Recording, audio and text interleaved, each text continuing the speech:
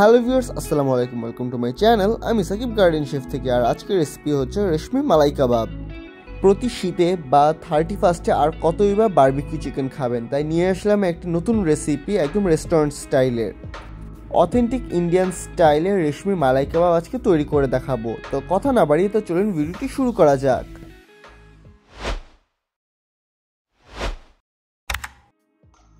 So মালাই কাবাব বানানোর জন্য আমি চিকেনের ব্রেস্ট পার্টটা নিয়ে নিয়েছি। আপনারা চাইলে বোনলেস থাইও নিতে পারেন।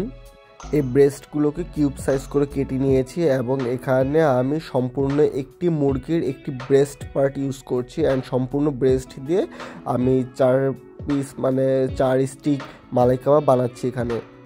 এখন এখানে আমি দিয়ে দিয়েছি 1 চা চামচের মতো লেবুর রস হাতের কাছে না থাকলে ভিনেগারও দিতে পারবেন, এটাকে মিটকে সফট করতে হেল্প করবে। এরপর এখানে আমি দিয়ে দিচ্ছি স্বাদ মতো লবণ। আমি এখানে 1/2 চা চামচ থেকে একটু বেশি পরিমাণে লবণ নিয়েছি। দিয়ে দিচ্ছি 1/2 চা চামচের মতো গোলমরিচের গুঁড়া। এরপর দিয়ে দিচ্ছি 1 চা চামচ পরিমাণ আদা বাটা এবং 1 চা চামচ পরিমাণ রসুন বাটা। এখন আমি দিয়ে দিচ্ছি 1 টেবিল চামচের মতো বাদাম বাটা। এখানে আমি কাজু বাদামের পেস্ট নিয়েছি, আপনারা চাইলে চীনা বাদামের পেস্টও নিতে পারেন। এখন আমি ইউজ করবো আমেরিকান গার্ডেনের মেয়োনিজ। এখানে আমি 1 টেবিল চামচের মতো মেয়োনিজ দিয়ে দিচ্ছি, কারণ এই মেয়োনিজটা অনেক বেশি ক্রিমি। অ্যান্ড আমি দিয়ে দিচ্ছি 2 টেবিল চামচের মতো টক দই, এবং টক দই ছাড়া এই রেসিপির টেস্ট একদমই আসবে না।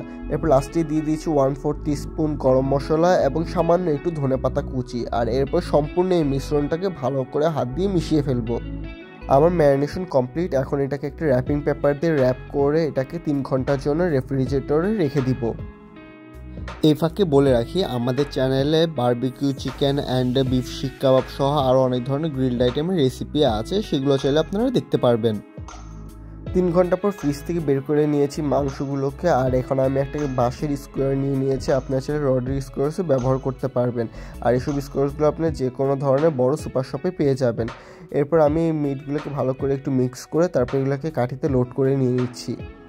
আমি একটি মুরগির সম্পূর্ণ ব্রেস্ট দিয়ে 4টি কাঠি বানাচ্ছি এবং এটাকে আমি কাঠিগুলোতে লোড করার পর সম্পূর্ণ 24 ঘন্টার জন্য রেফ্রিজারেটরে রেখে দেবো ম্যারিনেট হওয়ার জন্য। ট্রাই করবেন কাবাবগুলোকে বানানোর 12 থেকে 24 ঘন্টা আগে এভাবে কাঠিতে লোড করে রেখে দেওয়ার, এতে করে কাবাবগুলো সম্পূর্ণ ম্যারিনেট হবে এবং এগুলো একদম কাঠিতে একটার সাথে আরেকটা একদম লেগে যাবে এবং গ্রিল করার সময় এগুলো কোনোটি খুলে যাবে না। দেখতেই পাচ্ছেন আমার কাঠিটা রেডি করা হয়ে গেছে। এখন আমি এইভাবে সবগুলো কাঠিগুলো রেডি করে নেব। 24 ঘন্টা হয়ে গেছে। সো এগুলোকে আমি চারকোলে গ্রিল করবো। এর জন্য ফার্স্টে রডের উপর সরিষার তেল মেখে নিচ্ছি, এতে করে এই কাবাবগুলো এই রডের সাথে আটকে যাবে না। আপনারা চাইলে ফ্রাই প্যানে বাসাতেও এই কাবাবগুলোকে রান্না করে নিতে পারেন। এখন এই সবগুলো কাবাব এই যে 24 ঘন্টা পর আমি খুলে নিচ্ছি এবং এগুলো সবগুলো একটার সাথে একটা একদম জমে গেছে। সো গ্রিল করার সময় এগুলো কোনোটাই খুলে যাবে না। এরপর একটা একটা করে আমি সবগুলো দিয়ে দিচ্ছি আমার গ্রিলারের মধ্যে। আর এই ফাঁকে বলে রাখি, ভিডিওটা যদি আপনাদের ভালো লাগতে থাকে তাহলে প্লিজ একটা লাইক করে সাবস্ক্রাইব করে দিবেন। ট্রাই করবেন গ্রিলারের হিটটাকে মিডিয়াম আঁচে রাখতে, এতে করে কাবাবগুলো পোড়া লেগে যাবে না। এবং এক্সট্রা যে গ্রেভিটা রয়ে গিয়েছিল সেটাকে আমি ব্রাশ করে দিয়ে দিচ্ছি, এতে করে কাবাবটা জুসি থাকবে একটু বেশি সময়ের জন্য। এবং মাস্ট কাবাবগুলোকে কিছুক্ষণ পর পর ঘুরিয়ে ঘুরিয়ে দিবেন, এতে করে সবগুলো পাশে গ্রিল হবে। 10 থেকে 15 মিনিট গ্রিল করার পরে আমার এই কাবাবটা রেডি। সো রেডি হয়ে গেল রেস্টুরেন্ট স্টাইল রেশমি মালাই কাবাব। এই কাবাবটি পরিবেশন করতে পারবেন রায়তা এবং গার্লিক নানের সাথে, যেগুলোর ভিডিও লিঙ্ক আমার ডেসক্রিপশন বক্সে দেওয়া থাকবে।